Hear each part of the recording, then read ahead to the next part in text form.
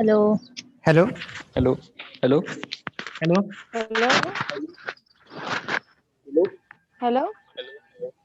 Good morning, everyone. Hello. Good morning. Good morning. It's audible to everyone. Good morning. Good morning. ऐकू येते सगळ्यांना? Yes, हो. sir. हां. Okay. Yes, sir. Actually आता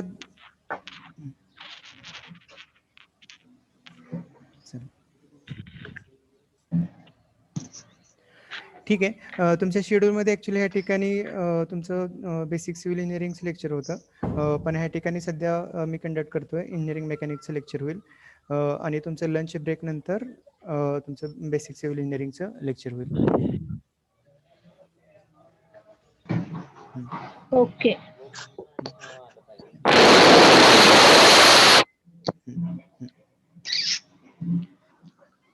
okay. आता काही सुरुवातीचे इन्स्ट्रक्शन्स आहेत. तुमचे जे काय रोल नंबर मिळाले तर तुमची अटेंडन्स आहे तर ते चॅट बॉक्समध्ये तुम्हाला टाकून घ्यायचे. Okay. So now will start our chapter. बघा आता काल मी जवळपास सगळ्या सब्जेक्टचं इंट्रोडक्शन दिलं होतं आणि इंजिनिअरिंग मेकॅनिक्सचं पण आपण थोडंफार सुरुवात केली होती. तर आपण काय करतो तर डायरेक्ट आता आपण पहिल्या चॅप्टरवरती येतोय. Okay. So our subject is engineering mechanics, so which is I am going to conduct. Now we'll start it. आता सुरुवातीला एक माझे इन्स्ट्रक्शन्स आहेत. Okay, I will give it later on. मग ह्यामध्ये आता इंजिनिअरिंग मेकॅनिक्स हा जो सब्जेक्ट आहे, हा सब्जेक्ट ॲक्च्युली एक बेसिक सब्जेक्ट म्हणून ओळखला जातो. कुठल्या सब्जेक्टसाठी जे ज्यावेळेस तुम्ही सेकंड इयरला जाल, ज्यावेळेस तुम्ही थर्ड इयरला जाल, तर त्यावेळेस तुम्ही जे काही आता समजा मेकॅनिकल इंजिनिअरिंग असेल, मेकॅनिकल इंजिनिअरिंगमध्ये जे काही वेगळे सब्जेक्ट आहेत, for example strength of material असेल किंवा सिव्हिल इंजिनिअरिंगमध्ये काही सेकंड इयर, थर्ड इयरचे ॲडव्हान्स सब्जेक्ट असतील, जसं design of steel structure etcetera. तर त्या सब्जेक्टसाठी हा तुमचा सब्जेक्ट एक बेसिक म्हणून ओळखला जातो. म्हणजे जसं आपण आता की ह्या सब्जेक्टमध्ये आपल्याला आता काय करावं लागतात तर तुमचे जे मॅथमॅटिक्सचे कन्सेप्ट तुम्ही 12वी मध्ये शिकलेले असाल किंवा काही तुमचे फिजिक्समध्ये शिकला असेल तर त्याचे कन्सेप्ट आपण ह्या ठिकाणी ह्या सब्जेक्टसाठी यूज करतोय. तसंच हा एक सब्जेक्ट हे तुमच्या ॲडव्हान्स सब्जेक्टसाठी खूप इम्पॉर्टंट आहे. Okay. Now so will come to the our subject. Now before going to start to the engineering mechanics, so let us see first of all how many categories are there of the mechanics. So different categories of the mechanics. So actually there are the total 3 categories are there. First one is the classical mechanics, relativistic mechanics and the quantum mechanics. Okay. So out of these 3, so whatever the engineering mechanics we are going to study is the classical mechanics. Okay. So I think in the last lecture so I have told about something about this. म्हणजे आपण जे काही engineering mechanics म्हणतोय तोच आपला काय असेल हा क्लासिकल मेकॅनिक्स असेल. और for this also we are calling it as a Newtonian mechanics. So why the Newtonian? Because so many laws, principles are there. So we are using in case of this engineering mechanics. So that is of the Newton. So that's why the name again has given Newtonian mechanics. Okay. मग ह्यामध्ये मी थोडक्यात तुम्हाला सांगतोय की हे बाकीचे category कुठले आहेत. आता एक क्लासिकल मेकॅनिक्स, आता हे आपण डिटेलमध्ये मी सांगणारच आहे की क्लासिकल मेकॅनिक्समध्ये आपण काय बघणार आहे. मग क्लासिकल मेकॅनिक्समध्ये की ज्यावेळेस एखादी बॉडी की रेस्ट कंडिशनला किंवा मोशन कंडिशनला असताना त्याच्यावरती कुठले फोर्सेस ॲक्ट होतात, त्याचा इफेक्ट काय होतो हे आपण स्टडी करणार आहे. मग so whatever the most of the innovations are made by the Newton in the classical mechanics. Then why the relativistic so it is actually relativistic mechanics. Okay. So why the relativistic mechanics has been invented. Okay. Now after the invention of the classical mechanics, so Albert Einstein so found that there is the some lacunas are there in classical mechanics. Means for studying the objects, which are at the higher speeds, means that speed may be equal to the speed of the light etc. मग ज्यावेळेस आपल्याला हे higher स्पीडचे object study करताना हे classical मेकॅनिकची theory कुठेतरी fail होते असं Albert आइन्स्टाईनला वाटलं. तर त्यासाठी त्यांनी काय केलं की रिलेटिव्हिस्टिक मेकॅनिक्स ह्या ठिकाणी इन्व्हेंट केलाय. आपल्याला हा काय स्टडी करायचा नाही, फक्त आपण जनरल माहिती ह्या ठिकाणी मी सांगतोय. ओके. मग त्यानंतर की क्वांटम मेकॅनिक्स बघा, थर्ड काय तर क्वांटम मेकॅनिक्स. आता क्वांटम मेकॅनिक्स मध्ये काय स्टडी करतोय, आता ज्यावेळेस हे रिलेटिव्हिस्टिक मेकॅनिक्स झालं, मग त्यानंतर आणखीन Schrodinger, you might have been heard name of the scientist. Okay. It is audible to everyone? Yes, sir. Yes. Yes, sir. थोडं रिस्पॉन्ड करत चला मधून, त्यासाठी मी तुम्हाला म्यूट केलेलं नाही कुणाला, थोडं रिस्पॉन्स देत चला. Okay, you are knowing Schrödinger. You might have been heard this name in might be in 12th. Okay, then that Schrödinger found that again some lacunas are there in the relativistic mechanics. Like that, when we are studying the objects for studying the different types of the forces and their effects, when we are considering the atomic distances of the object, okay, then whatever these two theories are there, again failing in that, then this Schrödinger invented the quantum mechanics. Getting it? So this is about quantum mechanics. So this is also not there in our study. We have to study the classical mechanics. Listen here, once again I will recall this. Classical mechanics. Classical mechanics मध्ये काय करतो आपण की normal कंडिशनला ज्यावेळेस एखादी body असेल तर त्याच्यावरती कुठले फोर्सेस ऍक्ट होतात, त्याचा इफेक्ट काय होतो, तर हे क्लासिकल मेकॅनिक्स जे आपण स्टडी करणार आहे त्यामध्ये हे शिकणार आहे. मग रिलेटिव्हिस्टिक मेकॅनिक्स मध्ये किंवा हे काय इन्व्हेंट केलं, अल्बर्ट आइन्स्टाईन. ज्यावेळेस त्यांनी क्लासिकल मेकॅनिक्स बघितलं तर त्यामध्ये त्यांना काहीतरी लॅक्युना आहे असं वाटलं, किंवा ज्यावेळेस हायर स्पीड ऑब्जेक्ट आपण ज्यावेळेस स्टडी करतो त्याचं अनालिसिस करतोय तर ते हायर स्पीडचं ऑब्जेक्टचं स्टडी आपण करू शकत नाही असं वाटलं त्यासाठी. So Albert Einstein so invented the relativistic mechanics. Okay. And then afterwards Schrödinger again, he studied this about two mechanics, and again he found that so there is again lacuna for studying the objects where we are considering the atomic distances of the objects. Okay, so that's why he invented the quantum mechanics. Getting it everyone? समजते हे सगळ्यांना? Yes. Yes. Okay. So this is about the categories of the mechanics. म्हणजे आपण engineering mechanics बघायच्या अगोदर कुठल्या कुठल्या categories आहेत ते बघितले. म्हणजे क्लासिकल मेकॅनिक्स तुमचं, त्यानंतर relativistic mechanics and quantum mechanics. Will come to the now classical mechanics. Means classical mechanics म्हणजेच आपलं काय तर engineering mechanics, for again it is called as the Newtonian mechanics. Okay. पण आता आपण ह्या ठिकाणी आपल्याला जो सिलेबसमध्ये सब्जेक्टचं नाव दिलेलं आहे तर ते काय, engineering mechanics. Will call it as engineering mechanics itself. Okay. Now, so again coming back to the engineering mechanics. So before we go to the definition of the engineering mechanics, we must know what is meant by the mechanics. म्हणजे आपल्याला हे माहित पाहिजे की अगोदर mechanics काय. Okay. So we'll study it now.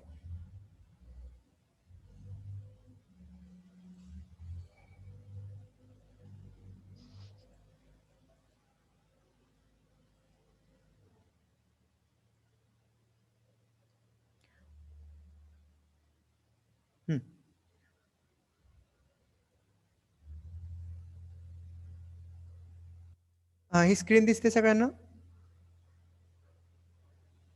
Yes, sir. Yes, sir. हो sir दिसते. Yes, sir. Yes. ओके. हो सर. ठीक आहे. बघा आता आपल्याला ह्या ठिकाणी इंजिनिअरिंग मेकॅनिक्सच्या अगोदर आता आपल्याला काय स्टडी करायचं आहे की मेकॅनिक्स म्हणजे काय. ओके. मग मेकॅनिक्स म्हणजे काय हे आपल्याला अगोदर डेफिनेशन बघावं लागेल. मग त्यासाठी मी तुम्हाला काही एक्झाम्पल्स देतोय. बघा ते बघूया आपण. ओके. आता हे सगळं आता मेकॅनिक्स जे काय असेल engineering mechanics, so just forget about few moment. Now just listen to me and you can respond to me also. ठीक आहे. मग आता ह्या ठिकाणी मी काय केलेलं आहे बघा, एक ऑब्जेक्ट कन्सिडर केलंय. Okay. So I have consider here one object. Okay. let us having its weight W, I can say that.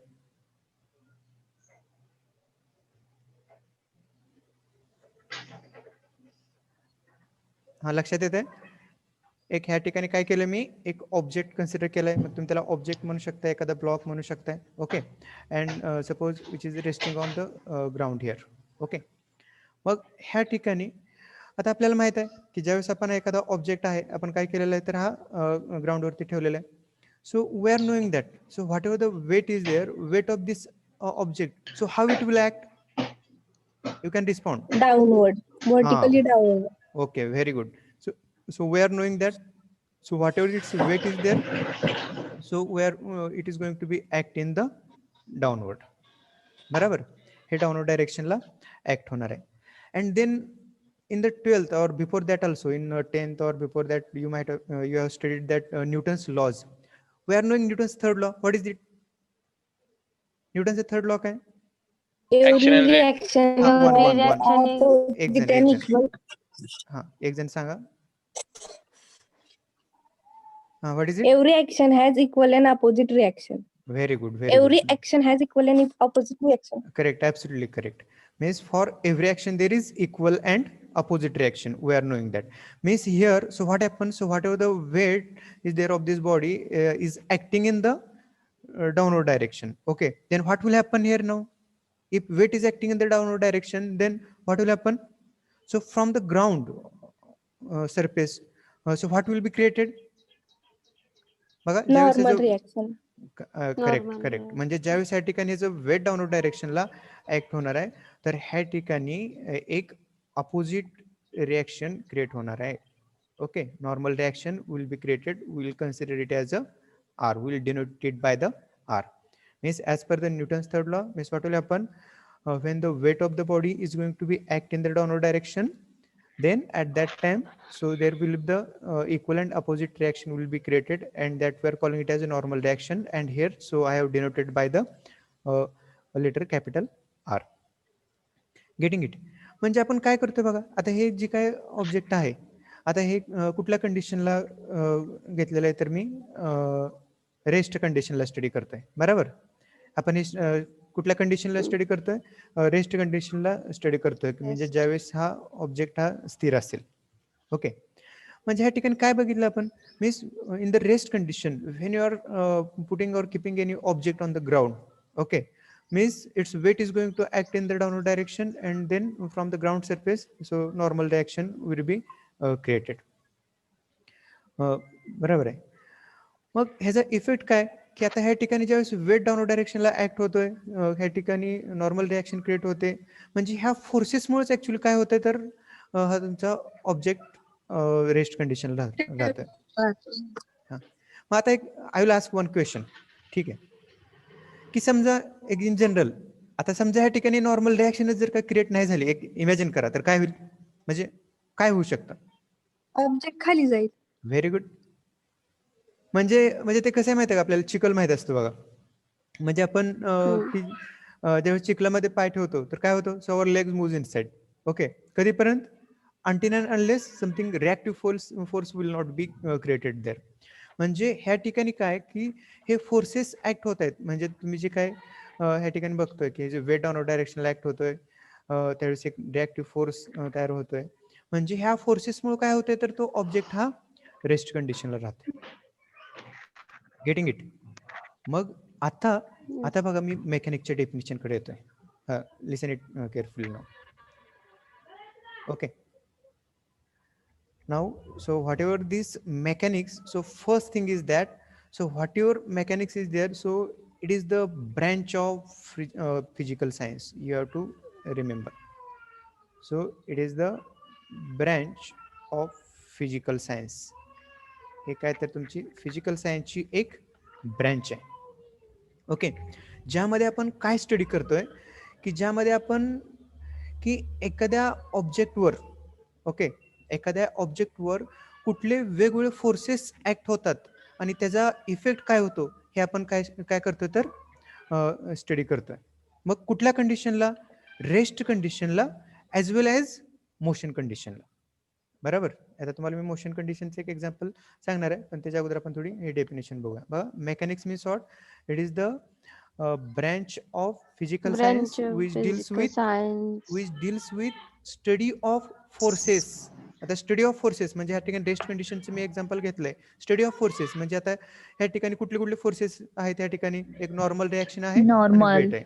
म्हणजे ह्या ठिकाणी दोनच फोर्सेस आहेत, आपण ह्यांचा स्टडी करतोय. बरोबर. Means it is the branch of physical science which deals with the study of forces. Okay. And their effects acting. Okay.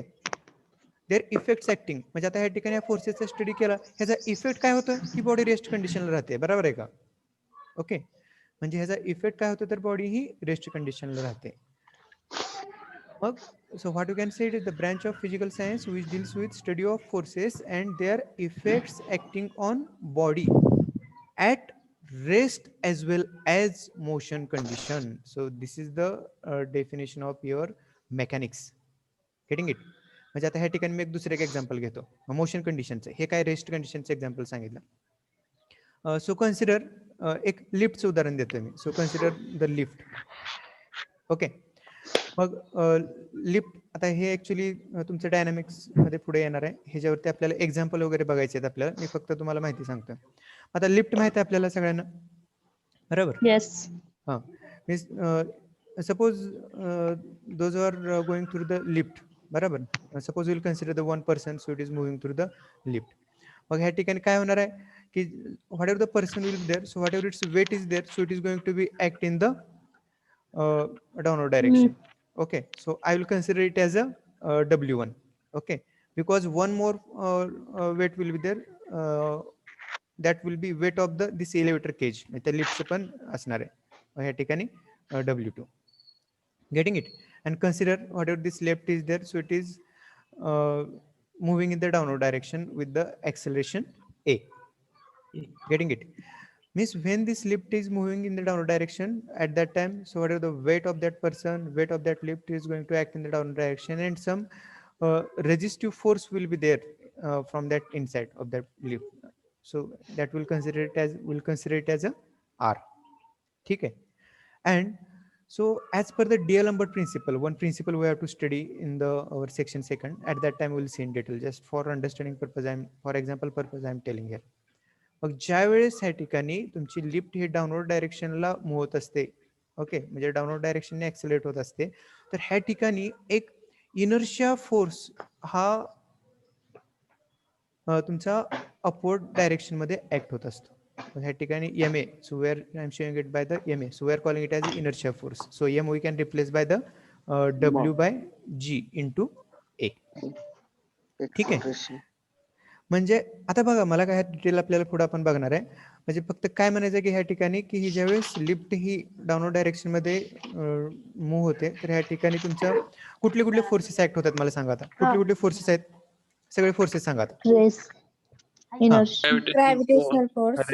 Force. Weight. First thing weight Weight. Of the person W1, W2. W2. Then R, reactive force. R. And then this is also inertia force we are going to study in detail afterwards. So this is also the inertia force, one type of force. And because of this Inertia. आता ह्याचा effect काय की ह्या सगळ्या effect मुळे काय होते तर तुमची जी काय लिफ्ट आहे हे डाऊनवर्ड डायरेक्शन मध्ये मूव्ह होते किंवा डाऊनवर्ड डायरेक्शन मध्ये मूव्ह होत असताना हे सगळे तुमचे काय होतात तर फोर्सेस ऍक्ट होत आहेत. बघा म्हणजे ज्या वेळेस तुमचा ऑब्जेक्ट हा मोशन कंडिशन मध्ये असतो तर त्यावेळेस त्या ठिकाणी कुठले वेगवेगळे फोर्सेस ऍक्ट होतात आणि त्याचा इफेक्ट काय हे आपण ह्याचं उदाहरण बघितलं हे लिफ्टचं. Again now I will come to the definition of the mechanics. So this is very important. First of all you must understand what is meant by the mechanics. बघा आता पूर्ण डेफिनेशन सांगतोय. So it is the branch of the physical science which deals with study of forces and their effects acting on body at rest and motion conditions. So it's all about the definition of the mechanics. I will repeat once again. It is the branch of physical science which deals with study of forces. Study of forces म्हणजे आता rest आणि motion condition मध्ये दोन्ही ठिकाणी कुठले कुठले forces act होतात हे आपण त्याचा स्टडी करतो. काही जणांचा साऊंड म्यूट करा. हॅलो. ज्यावेळेस तुम्हाला काय विचारायचं असेल तर त्याच वेळेस तुम्ही अनम्यूट करा. म्हणजे ज्यावेळेस मी विचारतोय तर त्यावेळेस अनम्यूट करून तुम्ही बोलत जावा. ठीक आहे. So it is branch of physical Okay. science which deals with study of forces and their effects acting on body at rest and motion condition. Getting it everyone? लक्षात येते का सगळ्यांच्या? बघा Yes, sir. हा, कारण आपला जो काही सब्जेक्ट आहे ह्याच्या बेसिसवरतीच पुढे जाणार आहे. Getting it? हा, कोण एक जण सांगेल का मला मी काय सांगितलं? Mechanics.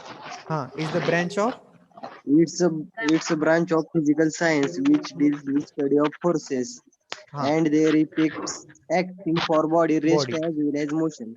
At rest and motion condition. म्हणजे सरळ Motion. सरळ जर का मराठीत सांगायचं म्हणलं तर काय की एक फिजिकल सायन्सची ब्रँच आहे. म्यूट करा ज्यांचा आवाज येतो तो. It is branch of physical science which deals with study of forces. Okay, study of forces and their effects acting on body at rest and motion condition. म्हणजे एक फिजिकल सायन्सची ब्रँच आहे. ओके, आणि ह्यामध्ये काय स्टडी करतो आपण? वेगवेगळे फोर्सेस कुठले आहेत आणि त्याचा इफेक्ट काय ऍक्ट होतो ज्यावेळेस बॉडी ही रेस्ट कंडिशनला असेल किंवा मोशन कंडिशनला असेल, तर त्याचा इफेक्ट आपण स्टडी करतो. So it is about the mechanics. Okay, it is branch of physical science which deals with study of forces and their effects acting on body at rest and motion condition. So this is about the mechanics. Now we'll come to the engineering mechanics. Now what is the definition of engineering mechanics is very simple. मग आता ह्या ठिकाणी जे काय तुम्ही आता मी सांगितलं की बॉडी ज्यावेळेस रेस्ट कंडिशनला असते किंवा मोशन कंडिशनला असते तर त्यावेळेस कुठले कुठले फोर्सेस ऍक्ट होतात आणि त्याचा इफेक्ट काय होतो हे आपण काय केलं ह्या ठिकाणी हे बघितलं. मग मला एक सांगा आता, यू हॅव टू आन्सर मी. आता हे स्टडी करताना आपल्याला कशाची गरज पडेल? म्हणजे आता फॉर एक्झाम्पल आता ज्यावेळेस वेट डाऊनवर्ड डायरेक्शनला ऍक्ट होतोय तर त्यावेळेस हे normal reaction R create generate होते. हे सांगण्यासाठी तुम्हाला कशाची गरज पडली? You can answer. कशाची गरज पडली? On which basis you are saying that so here R will be there? On which basis? Newton's law. Newton's. Very good. Newton's third law. Getting it? म्हणजे आता ह्या ठिकाणी जसंच ह्या ठिकाणी बघितलं मी की ज्यावेळेस हे लिफ्ट हे डाऊनवर्ड डायरेक्शन मध्ये मूव्ह होते तर मी सांगितलं की according to the D'Alembert principle so what will happen? So inertia force will act in the upward direction because D'Alembert principle says that if the lift is moving in the downward direction then whatever the inertia force will act in the opposite direction to the its acceleration. ठीक आहे. म्हणजे थोडक्यात आता तुम्हाला हे engineering mechanics study करण्यासाठी आपल्याला कशाची गरज पडणार आहे? So we need different laws. Getting it? we need different laws. We need different principles. We need different theorems etc. What we are going to study in our engineering mechanics. समजते का? म्हणजे आता हे जे काय मी आता सांगितलं तर हे आपल्याला स्टडी करण्यासाठी वेगवेगळ्या लॉज प्रिन्सिपलची आपल्याला गरज पडते. And that is engineering mechanics. Now see the definition. Will see. It is the engineering mechanics. Engineering mechanics is the study of different laws and principles.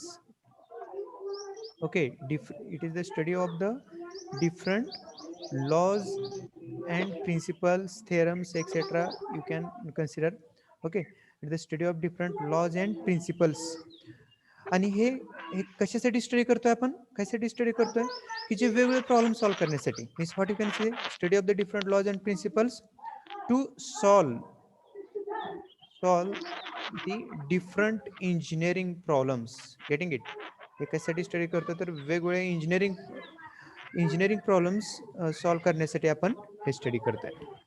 So this is about the engineering mechanics. म्हणजे आपण most of the definitions we have covered in the means whatever the definition of the engineering mechanics we have seen in the mechanics itself. So what is the difference is that so in case of the engineering mechanics, so whatever the laws principles we are using to solve the different problems, so that is considered as a engineering mechanics. Means the what we can say the study of different laws and principles to solve the engineering problems. Okay, so that will be the engineering mechanics.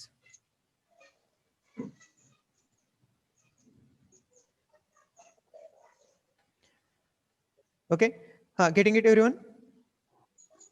लक्षात येते का मी काय सांगितलं? Engineering मेकॅनिक्सची definition काय सांगितली? Yes, sir. Study of different laws and principles. आपल्याला लक्षात घ्या, आपल्याला हा जस्ट मिनिट आपल्याला म्हणजे आपण पाठांतर करत नाही, आपल्याला पाठांतर करायचं नाही, आपल्याला काय करायचं तर समजून घ्यायचं आहे. Because it is the very important for your further chapters, कारण तुमचा हा बेस आहे. Okay, engineering mechanics. Now listen one, I will tell one second. मी एकदा सांगतोय बघा. So whatever this engineering mechanics is there, so it is the study of different laws and principles, okay, to solve the engineering problems is called as a engineering mechanics, or the applied mechanics also we are calling it as it is called as a engineering mechanics. म्हणजे वेगवेगळे engineering problem solve करण्यासाठी आपण जे काय lodge, principles, theorems etcetera जे काय use करतोय, ह्यांचा जो काय एकत्रितपणे जो काय स्टडी असेल, त्यांचा स्टडी म्हणजे काय तर इंजिनिअरिंग मेकॅनिक्स. फॉर एक्झाम्पल, आता आपण आपल्या ह्या सब्जेक्टमध्ये आता आपल्याला वेगवेगळे प्रॉब्लेम्स, न्यूमेरिकल्स वगैरे सॉल्व्ह करायचे. मग ते न्यूमेरिकल सॉल्व्ह करण्यासाठी आपल्याला जे काही लॉज, प्रिन्सिपलची गरज पडणार आहे, ह्या सगळ्यांचा एकत्रितपणे जो स्टडी आहे, तर तो स्टडी म्हणजे काय तुमचा तर engineering mechanics hai. Now getting it? The study of the different laws and principles to solve the engineering problems is called as a engineering mechanics. Now you can tell me. Hello. हा, एक जण मला फक्त सांगा, so I will move further. Study The of study. different laws and principles to solve engineering problems means engineering mechanics. Okay, it's called as a engineering mechanics. So it's straightforward, very simple. बघा, आपण आता मी आपल्या ह्यामध्ये आपण हे दोनच point cover करतोय. ठीक आहे, दॅट इज व्हेरी इम्पॉर्टंट. मग आता जसं ह्या ठिकाणी सांगितलं की मेकॅनिक्स चे आपण डेफिनेशन बघितलं, परत रिमाइंड करतोय. Mechanics is the branch of physical science which deals with study of different which deals with the study of forces forces and their effects acting on body at rest and on body at rest and motion motion condition. condition. Okay, so that is the mechanics. And what is the engineering mechanics? आवाज येत नाही sir, repeat करा. Study of different laws and principles. आवाज येत to नाही का? I will solve- repeat once again. Mechanics म्हणजे काय? It is the branch of physical science which deals with study of the different The study of forces and their effects acting on body at rest and motion condition. Motion. So it is the mechanics. And what is the engineering mechanics? The study of Study of different different laws and principles to solve the engineering solve the engineering problems. problems. Whatever this study is there is called as a engineering mechanics. Mechanics. बघा, आता थोडा वेळ आपल्याकडे, एकदम short मध्ये ते आपण पुढल्या पॉइंटला बघणार आहे की आता हे जे काही इंजिनिअरिंग मेकॅनिक्स आहे, हे परत की ह्या ठिकाणी दोन पार्ट मध्ये डिवाइड झाले. एक म्हणजे काय तर स्टॅटिक्स, ओके, आणि सेकंड म्हणजे काय तर तुमचा डायनॅमिक्स. म्हणजे मी काल सांगितलं होतं बघा, आपले सेक्शन फर्स्ट आणि सेक्शन सेकंड आहेत. पहिला सेक्शन आहे स्टॅटिक्स, दुसरा सेक्शन आहे डायनॅमिक्स. ओके, मग ह्या ठिकाणी जो काय तुमचा स्टॅटिक्स आणि डायनॅमिक्स ह्यांचे डेफिनेशन खूप सिंपल आहेत. आता तुम्ही गेस करू शकता थोडं. मेकॅनिक्सच्या डेफिनेशन मध्ये काय सांगितलं होतं की मी study of different it is the branch of physical science and Forces. Study of different forces and effects acting at rest and motion condition. म्हणजे Motion आता condition. स्टॅटिक्स अँड डायनॅमिक्स मध्ये काय असणार आहे मग, की Rest ज्यावेळेस ला तुम्ही वेगवेगळ्या static. फोर्सेसचा स्टडी रेस्ट कंडिशनला करताय, तर त्यावेळेस काय ते काय येणार तर स्टॅटिक्स Statics. असेल. ओके, आणि ज्यावेळेस तुम्ही वेगवेगळे फोर्सेस आणि त्याचा इफेक्ट काय होतो त्या बॉडीवरती, हा स्टडी ज्यावेळेस ती बॉडी ही मोशन कंडिशन मध्ये असताना ज्यावेळेस तुम्ही स्टडी करताय, तर त्यावेळेस त्याला आपण काय म्हणणार, डायनॅमिक्स म्हणणार. It's very straightforward definitions are there. Means आता आपण हे जे काही ठिकाणी एक्झाम्पल घेतले होते तुमचे, आता रेस्ट कंडिशनचं घेतलं होतं मी, म्हणजे ते कशामध्ये येणार स्टॅटिक्स मध्ये, आणि हे मोशन कंडिशनचं घेतलं होतं हे कशामध्ये येणार तर डायनॅमिक्स मध्ये येणार. Dynamic. हा, आता बघा हे कसं डिफाईन करू शकतो आपण statics. So statics is the branch of the engineering mechanics. आता काय येणार इथं, इथं आपण मेकॅनिक्सची डेफिनेशन सांगताना काय सांगितलं होतं की it is the branch of the physical science. Now here while telling the definition of the statics, statics is the branch of engineering mechanics. Now it is the branch of engineering mechanics which deals with study of forces and their effects acting on body at rest condition. So this is about the definition of the statics. In the same way you can tell the definition of the dynamics. This is dynamics definition सांगू शकता तुम्ही. Kyle, it It is the branch of dynamics which deals with study of the different forces and their effects acting on body at motion condition. बरोबर. म्हणजे जो आपण ज्यावेळेस body ही rest कंडिशनला असताना त्याच्यावरती कुठले फोर्सेस ऍक्ट होतात, त्याचा इफेक्ट काय होतो, हा जो काय आपण स्टडी करतोय, तर हा स्टडी म्हणजे तुमचा काय असेल, तर हा स्टॅटिक्स असेल. आणि ज्यावेळेस तुम्ही बॉडी ही मोशन कंडिशनला असताना तर त्याच्यावरती कुठले वेगवेगळे फोर्सेस ऍक्ट होतात, त्याचा त्या बॉडीवरती इफेक्ट काय होतो, ज्यावेळेस आपण हा स्टडी करतोय तर त्यावेळेस आपण त्याला काय म्हणतोय, डायनामिक्स म्हणतो. Getting it? Is it clear to everyone? लक्षात येते सगळ्यांच्या? Yes. Yes or no? Yes. हा, मला वाटतं आपलं लेक्चर संपत आले. मग हे स्टॅटिक्स डायनामिक्स हे आपण आणखीन एकदा उद्या रिवाइज करणार आहे, कारण परत आपल्याला पुढे बघायचं आहे. आता फक्त सांगतोय की ह्या डायनामिक्स मध्ये पण आणखीन 2 टाईप आहेत. You might have been studied whatever this dynamics is there. So it is again divided into the 2 types, that is the kinetics and another one is the kinematics. Okay, so that we'll see in your next lecture. Getting it? परत एकदा fastly. हा, okay, एकदा fastly आता हे 3 definition 3 किंवा 4 definition आपण हे revise करतो मी. Mechanics, it is the branch of, just listen, आता फक्त ऐका.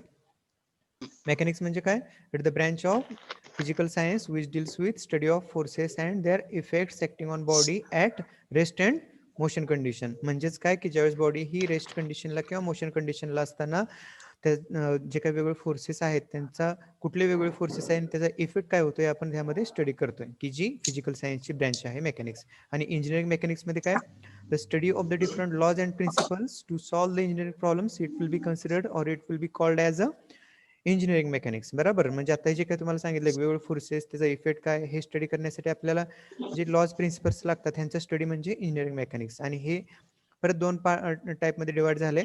एक म्हणजे स्टॅटिक्स आणि दुसरं म्हणजे काय तर डायनामिक्स. म्हणजे स्टॅटिक्स म्हणजे काय, it is the branch of engineering mechanics which deals with study of forces and their effects acting on body at rest. And what is by dynamics, it is the branch of engineering mechanics which deals with study of forces and their effects acting on body at motion condition.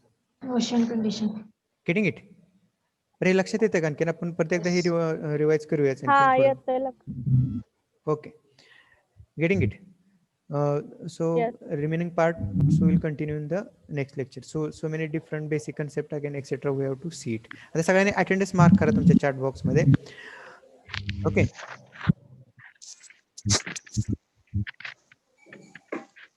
आणि काय instructions आहेत, तर हे आपल्याला आपले numericals आहेत आपल्याला ह्या सब्जेक्टमध्ये, तर आपल्याला एक सायंटिफिक कॅल्क्युलेटर लागणार आहे. ओके, तर तुमच्याकडे तो असायला पाहिजे. मग एक आणखीन उद्या किंवा परवा 1-2 दिवस आपले थेरी लेक्चर होतील की जे आपण ह्याप्रमाणे घेऊ. पण त्यानंतर आपल्याला न्यूमेरिकल्स आहेत, तर त्यासाठी आपल्याला सायंटिफिक कॅल्क्युलेटर लागतोय. तर ते तुम्हाला काय करावं लागेल, परचेस करावं लागेल. ठीक आहे. 1-2 दिवसामध्ये काय करा, तर ते परचेस करून घ्या, की जेणेकरून तुम्ही पण काय करू शकाल, तर ते सॉल्व्ह करू शकाल. नाहीतर मी फक्त या ठिकाणी सांगणार किंवा तुम्हाला तो कॅल्क्युलेटर यूज करता यायला पाहिजे वगैरे, कारण आपण सगळ्या कॅल्क्युलेशन्सला वगैरे काय करणार, तर कॅल्क्युलेटर यूज करणार. Okay, getting it everyone? आणि आणखीन मी काय, हा, आता आणखीन काय बघतो की ह्या ठिकाणी तुम्ही जे काय इथं लॉग इन होत आहे ना, तर नाव कसं पाहिजे तुमचं, रोल नंबर त्याच्या समोर नाव पाहिजे, ह्याप्रमाणे करा. आता काही जणांचे आहेत बघा, काही पण आहेत, काही जणांचे काय इथं 1 IP 20255 हे असं नको आहे. तुम्हाला रोल नंबर मिळालेत, सगळ्यांना रोल नंबर मिळालेले आहेत, तर तुम्ही काय करायचं आहे की तुम्ही ह्या ठिकाणी लॉग इन होताना किंवा तुम्ही ह्या ठिकाणी जाऊन काय करा, तर ते एडिट करा आणि तुमचं अगोदर रोल नंबर टाकायचं. रोल नंबर समजा D35, कायचं नाव D35 Sangeeta Deshmukh. Okay, so like this you have to put your name there.